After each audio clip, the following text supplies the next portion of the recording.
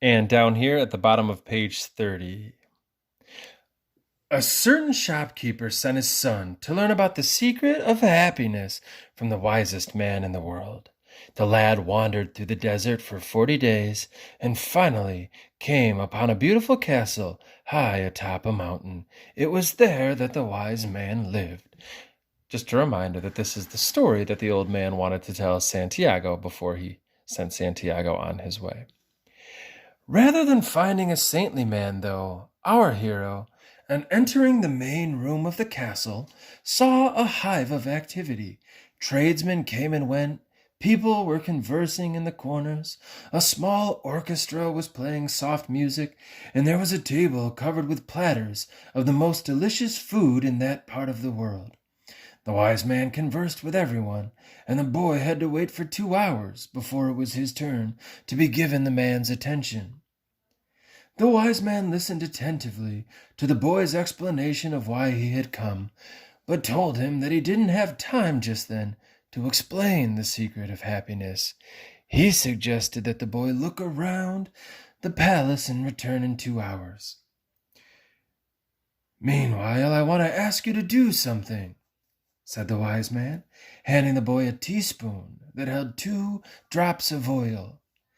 As you wander around, carry this spoon with you without allowing the oil to spill. The boy began climbing and descending the many stairways of the palace, keeping his eyes fixed on the spoon. After 2 hours, he returned to the room where the wise man was. Well, asked the wise man, did you see the Persian tapestries that are hanging in my dining hall? Did you see the garden that it took the master gardener 10 years to create?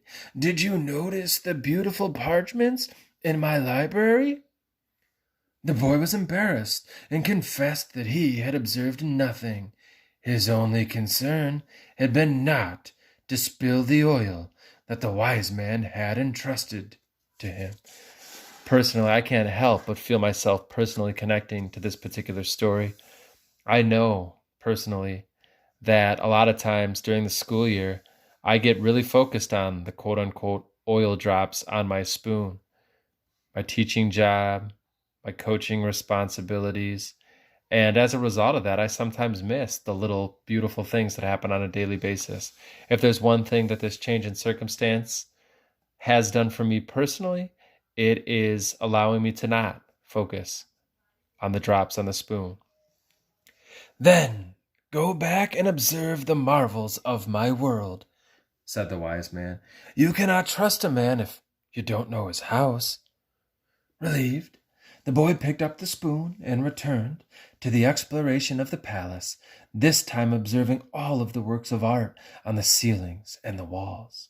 He saw the gardens, the mountains all around him, the beauty of the flowers, and the taste with which everything had been selected.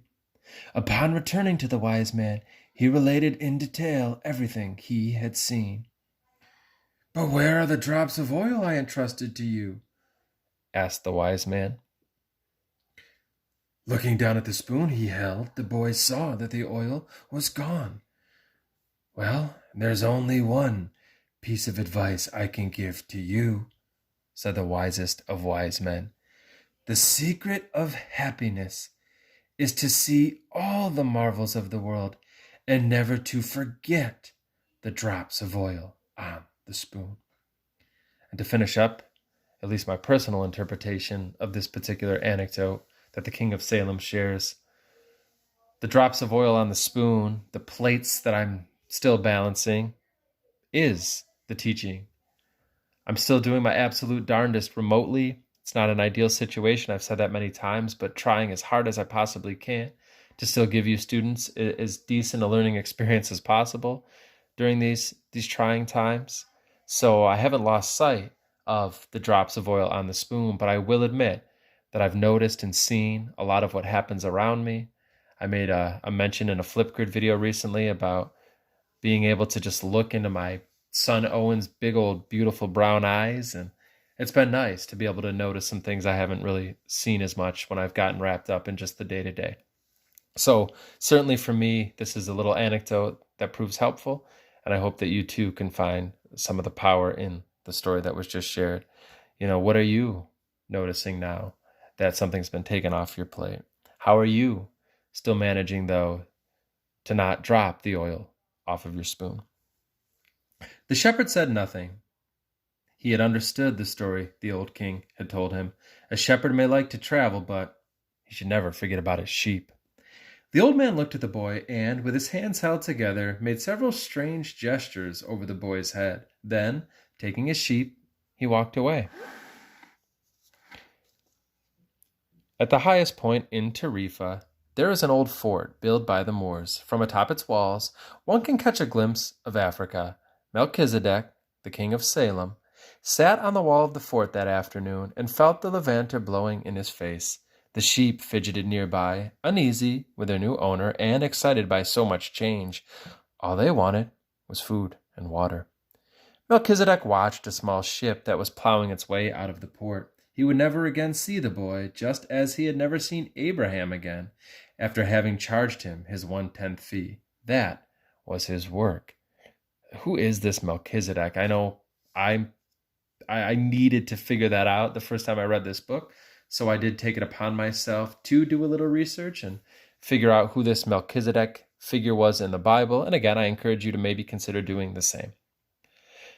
The gods should not have desires because they don't have personal legends, but the king of Salem hoped desperately that the boy would be successful. It's too bad that he's quickly going to forget my name, he thought. I should have repeated it for him. Then when he spoke about me, he would say that I am Melchizedek, the king of Salem. He looked to the skies, feeling a bit abashed, and said, I know it's the vanity of vanities, as you said, my lord, but an old king sometimes has to take some pride in himself.